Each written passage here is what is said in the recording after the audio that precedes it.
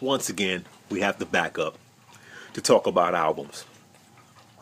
Okay, so first of all, one of my first influential albums was the Fat Boys, their first album.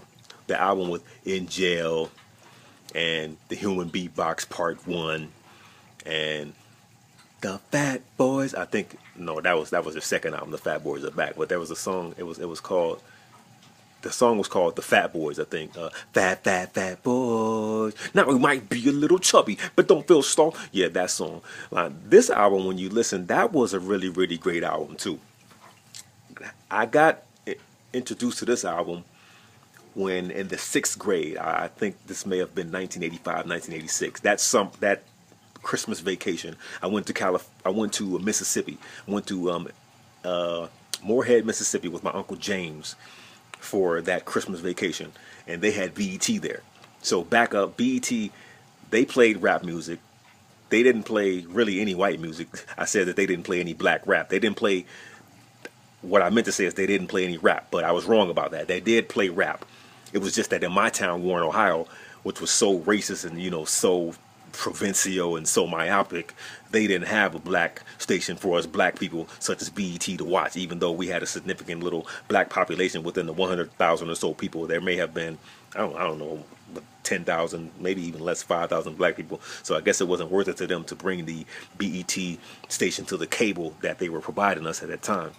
But BET did play rap music because when I went to Mississippi, they had BET, and the In Jail video used to come on, and I used to watch it.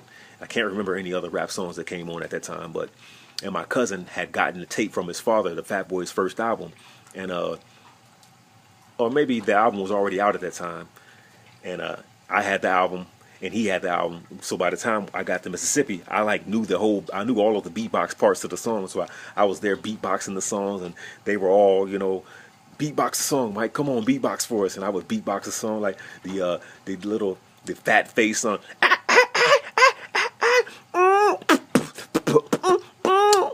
Fat face.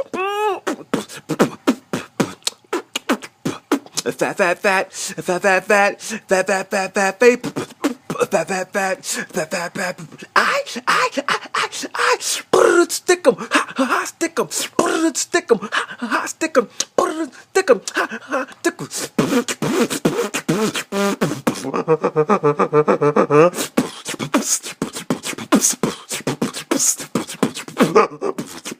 I'm a little rusty right now, but I could really do that really well when the song came out at that time, and they used to love when I used to beatbox the song.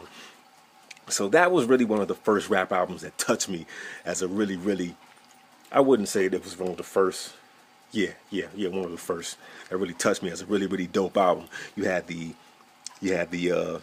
In Jail song, and that was a really, really cool song that Curtis Blow had produced for the Fat Boys.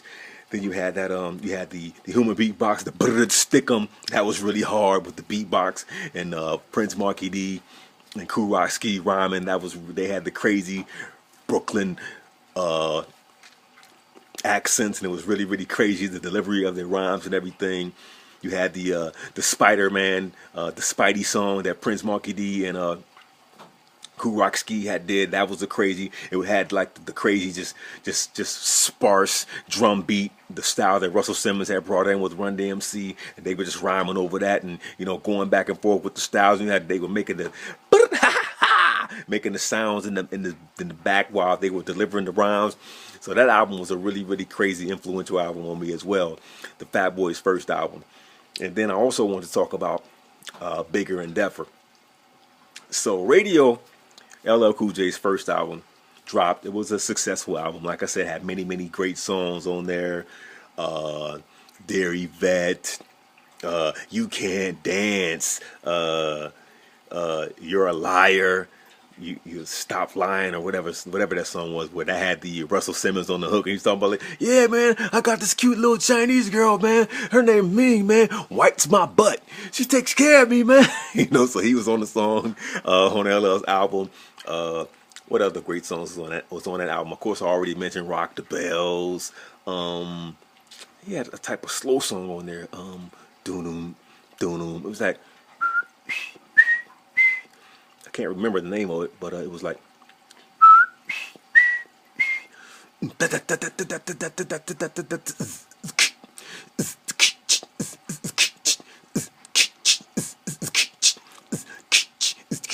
Yeah, so Rick Rubin did all of the production on there with the beats, so that was a really crazy album in radio. But then when he dropped his second album, now the second album, my cousin from Mississippi, who I said I went and visited, he's the one where he's the one that kind of introduced me to the Fat Boys' first album, or we introduced it to each other. I recall the summer when Bigger and Deffer dropped. And my cousin used to always talk about the video. He talked about the I'm Bad video. He's like, LL's in the video, like stomping on the ground, and I crush you like a Oreo cookie, and forget Oreos, eat Cool J cookies, and he like performed the whole video for us outside without the music or anything, and he used to just go crazy talking about how LL was jumping up on top of cars, and how he was just doing crazy maneuvers with the style and delivering the video and playing to the camera. And he had us so hyped to want to see this video. I wanted to see that video so bad, but I couldn't see it because I didn't have it on tape, and in our town we didn't have access to BET to see the video. But let's talk about the album now. The Bigger and Deffer album, just the Bad song was crazy, phenomenal. Dropped, played on the radio. Every other song seemed like crazy requested, crazy hot song, crazy, Bad. Now, when you're getting into the album, getting into Candy, I feel good, yeah, woo, about Candy. So that was the joint. You had Candy on there. You had the Bristol Hotel, room 515, Bristol Hotel. Where it at? Jamaica, Queens. So that was a crazy song on the album. And then he had the I Need Love. Wasn't really too crazy about I Need Love. It wasn't whack, but it wasn't, a favorite song. It was a nice little mellow joint to listen to, but it turned out to be one of his greatest and biggest singles. But so he had that on there. But the Bigger and Deffer album was definitely a crazy, crazy album that had crazy influence when it dropped, and people loved that album. And when he dropped that album during that summer, like I said, I went and saw him at the front row in Cleveland, and he was doing the shark fan dance. He performed the album, and he was crazy on stage. LL had a great stage presence and just a great star presence in his delivery and the things that he just did. Just him being him. He was real cocky, kind of mean on stage. And LL was a great performer. He was a great star, great living legend as a performer, and he dropped some really crazy albums, specifically Radio, Bad, Walking with a Panther. We'll get into that later, maybe not, but yeah. So the Bad was a great album, a great influence that I really liked, really appreciated. I still appreciate it. I still listen to it. I'm trying to think of some other joints on there.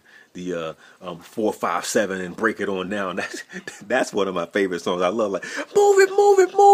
Yo, homeboy, get on the floor, get out there. The Rappers on Nightmare, on Elm Street, Hellified, Hotter Than Heat. I Make You Move Your Feet. So that's one of my favorite joints. I don't know why, but that song, when I hear it, just gets me into some type of crazy, like, yeah, this is my joint right here.